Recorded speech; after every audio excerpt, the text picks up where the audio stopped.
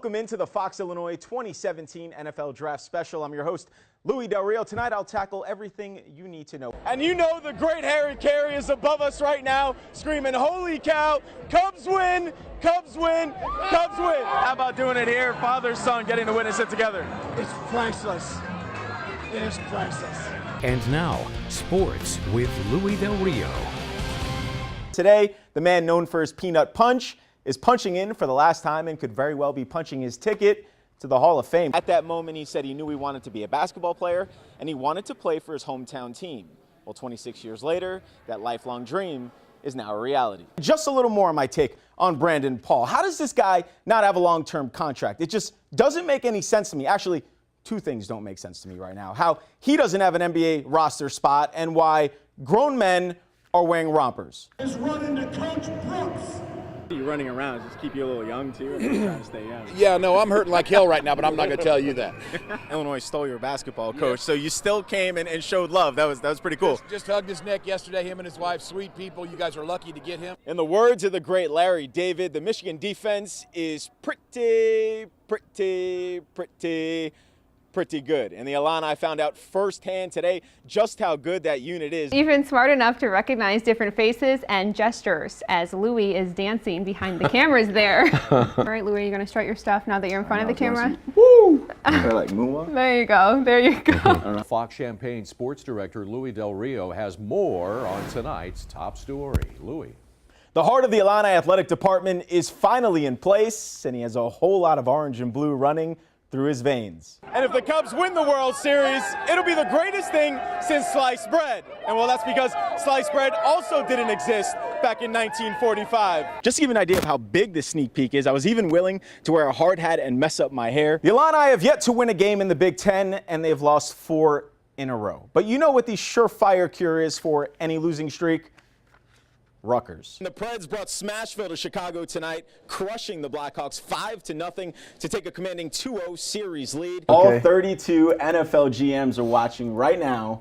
Why should they take a chance and draft you? I am a great player. A wild man. Just know it's wild man coming. It's fitting that it's Halloween night because the thought of this defense going up against Jay Cutler tonight is just downright spooky. Now, Bears fans absolutely hate the fact that their team moved up to draft Trubisky, but you know who's going to be loving it? Jordan Howard fantasy owners. Listen to me, people. Go get him. He's going to win you a fantasy title. It's November 12th, and after everything the Illini have been through so far this season, 6 losses, 3 of them by blowout, injuries all over the field, and they've had to turn to a third-string sophomore quarterback. Still today, the Illini have a chance at a bowl game. Look at them having fun, and they get to party, finally, like it's 1908. And now, sports with Louie Del Rio.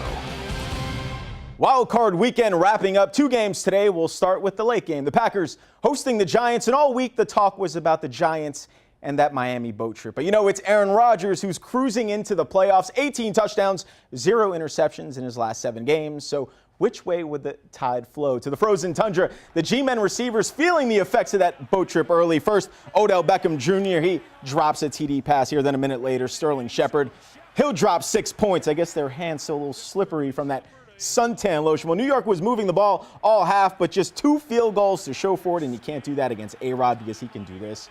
Look at this man dancing with the stars. He'll find Devontae Adams in the corner of the end zone. And then 6 seconds to go in the half. He can't do it again. Can he? 50 yards out. This man always has his prayers answered. That Hail Mary last year against the Cardinals. Olivia Munn, and now this throw up to Randall Cobb. Falls right into his hands in the back of the end zone. And I guess you can say then that just took the wind out of the Giants' sails because it was Green Bay, all Green Bay in the second half, and all Rodgers and Cobb late in the third. Here for their second TD, 21-13 Green Bay, and then midway through the fourth, the hat trick. A 20-yard touchdown connection makes it 31-13. Rodgers finishes with 362 yards and 4 touchdowns, and the Packers steamroll the Giants 38-13.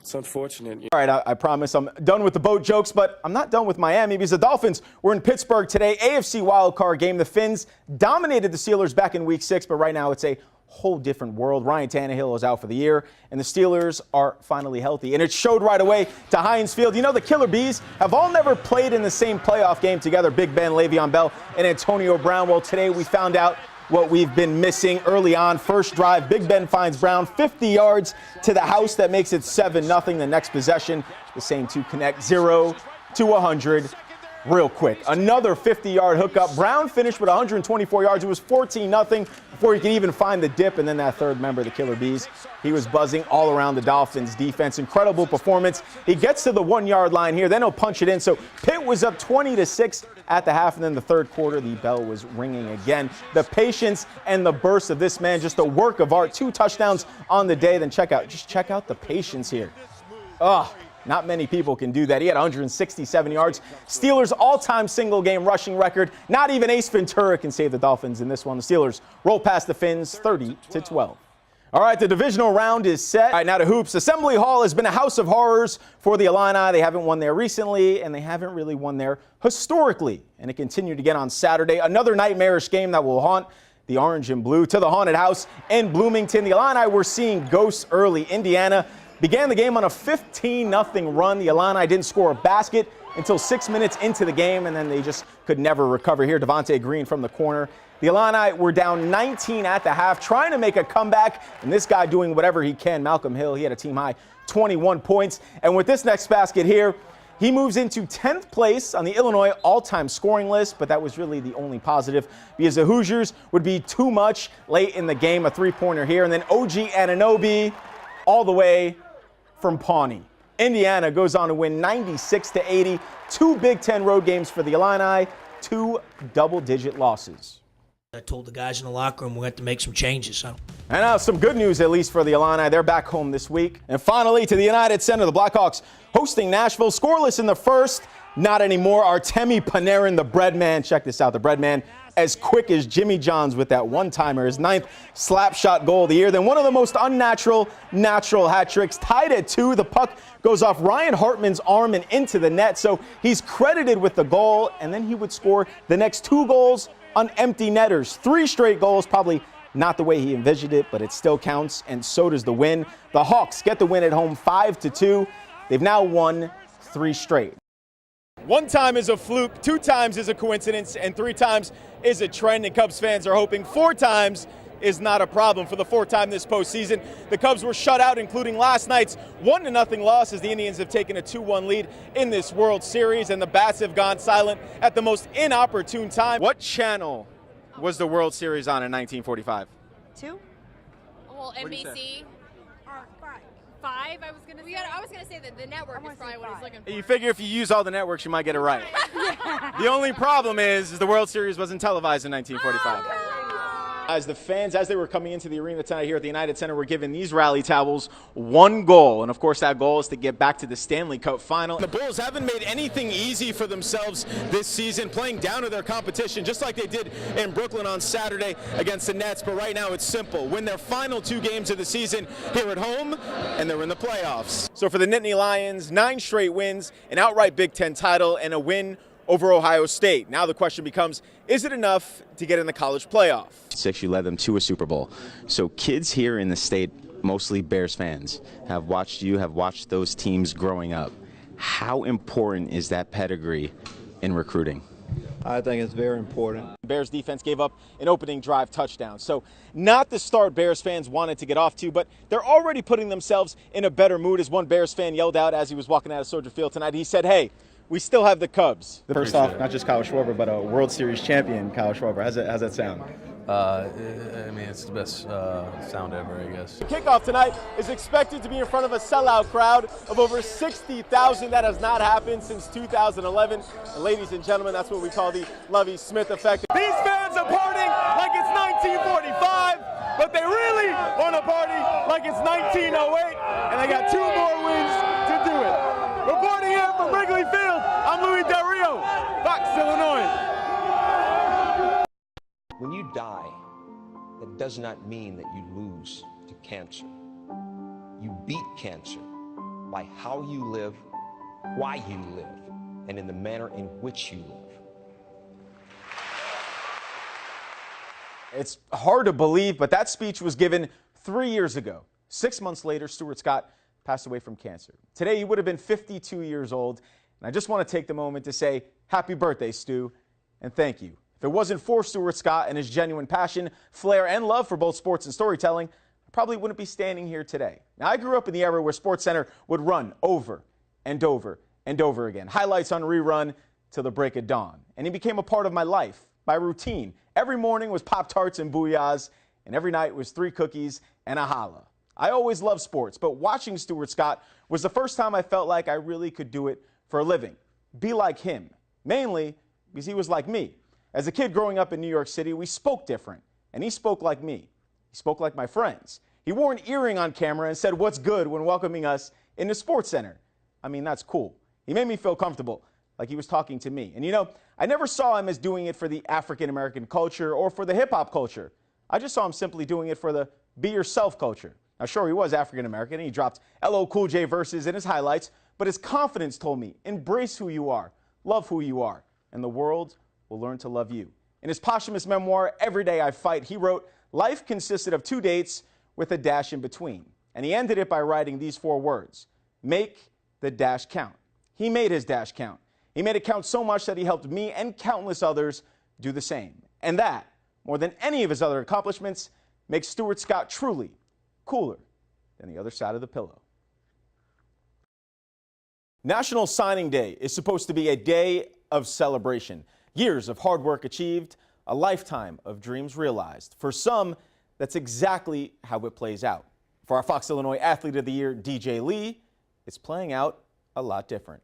But not telling us anything was the part that really was an emotional wreck. The recruiting process, years of college coaches selling a dream, and high school kids trying to reach them. Me going on all these visits, I thought I would have like a lot of options by now. And a lot of things are falling through now. Probably the most emotional thing I've ever experienced ever in life. The St. Thomas More quarterback thought he had it all figured out. The kid who led Central Illinois in passing yards and total touchdowns caught the attention of a big-time program, the University of Louisville. They're such a big school, such a big program.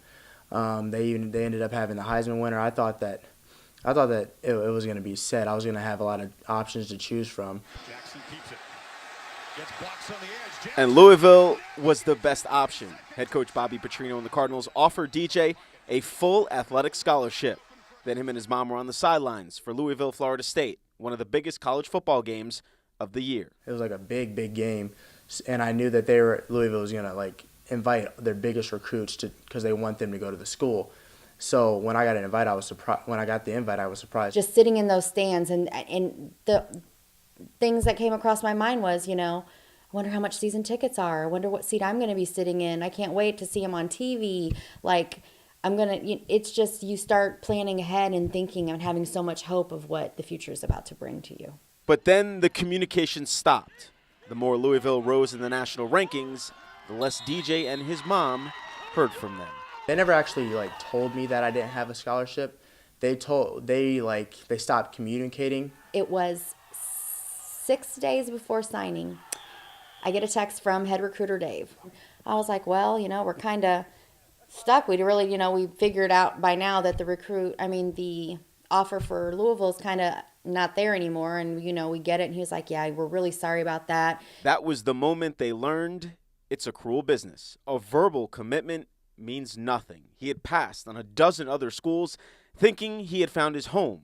And because of the big name like Louisville, a dozen other schools didn't waste their time recruiting him. And they would all be confused why they're getting my film when I have offer from Louisville, they have no chance.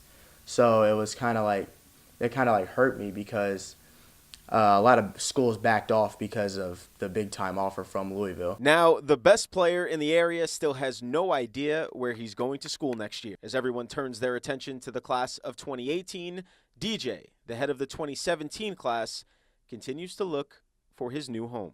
When it's right and when he gets the right offer, he'll know it. He'll know it, and there won't be a question. I feel like it is a blessing in disguise because I still am going to play in college, and that was my ultimate goal. It wasn't to go D1. It wasn't to go to a Power 5 school, start quarterback, start at any position. It was just to go to college, get a good education. It's just I'm still blessed that I still have the opportunity to play at the next level.